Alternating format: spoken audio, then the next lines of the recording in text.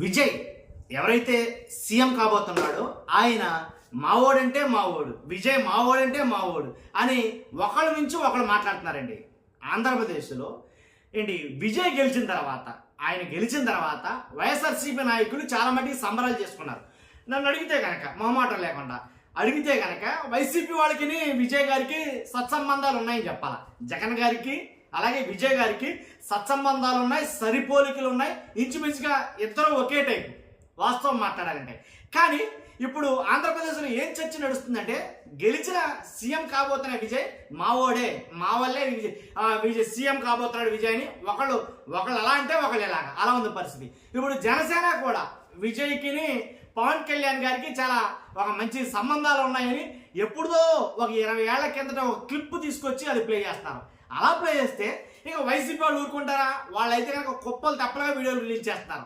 ఎలా అంటే జగన్ గారు విజయ్ గారు కలిసి వాళ్ళు మాట్లాడుకున్న వీడియోలు, అలాగే కొన్ని సంభాషణలు కావచ్చు, అంతేకాదు వాళ్ళు ఆలింగనం చేసుకుంటున్నాం, కరసాలం చేసుకోవడం, ఇలాగ వాళ్ళు మాట్లాడుకునే విధానాలు ఇవన్నీ కూడా వీడియోలు అయితే కనుక పుంకాలు వస్తున్నాయి. ఫస్ట్ లైక్ చేయండి చెప్తాను, ఎందుకంటే ఎక్కువ మందికి తెలియాల్సిన విషయం మాట్లాడబోతున్నాం.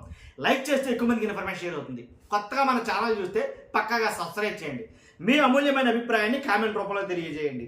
ఎలా ఉందంటే వాడు నా వాడే అని అన్నాం కదా మనం, అలా ఉన్న పరిస్థితి ఇక్కడ.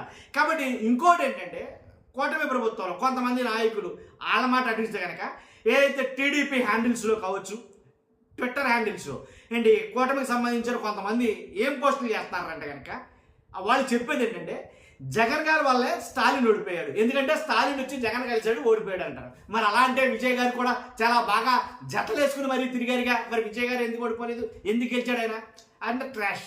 కాబట్టి ఇక్కడ విషయం ఏంటంటే జగన్ గారు ఏదైతే ఆయన ఫోటో పట్టుకుని విజయ్ గారు ఆయన ఫోటో పట్టుకుని మరి ఓట్లు అడగడం చాలా మంది చూస్తుంటారు. ఒకవేళ చూడకపోతే ఒకసారి అది చాలా ఇప్పుడు ఆల్రెడీ వైరల్ అవుతుంది ఆ వీడియో. కాబట్టి ఇలా ఫోటో పట్టుకుని ఓట్లను అభ్యర్థించిన విషయం చాలా మంది ఇప్పుడు గుర్తు చేస్తున్నారు. వైసీపీలో అది బాగా ట్రెండ్ అవుతుంది. విజయ్ గారు జగన్ గారు ఫోటో పట్టుకుని తమిళనాడులో ఓట్లు అడగడం అంటే జగన్ గారి అభిమానులు తమిళనాడులో కూడా ఉన్నారు కాబట్టి ఎంతో కొంత ఫేవర్ అవుతుంది అనే ఉద్దేశంతోనే కదా ఆయన ఓట్లు అడగడం.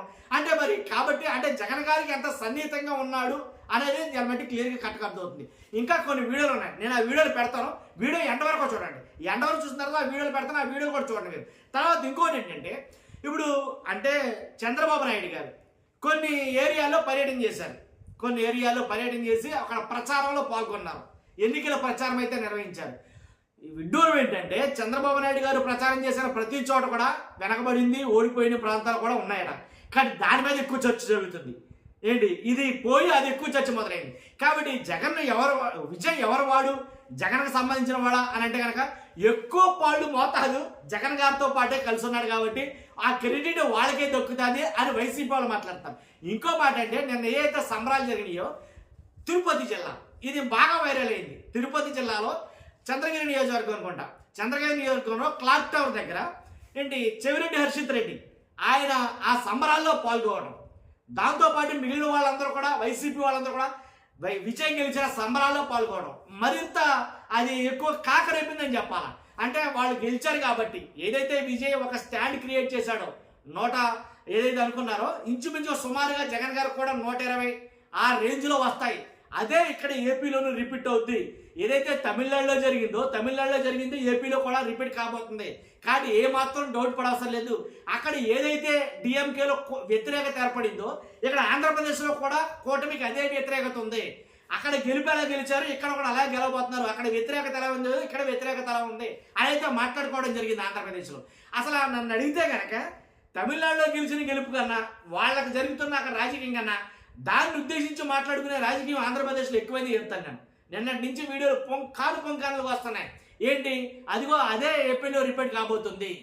కాబట్టి ఇదే అండి జరుగుతున్న విషయం. కానీ ఒకసారి వీడియోలు పెడతాను, అవి చూసిన తర్వాత మీ అభిప్రాయం తెలియజేయండి. ఫస్ట్ అయితే లైక్ చేయండి. Thank you very much.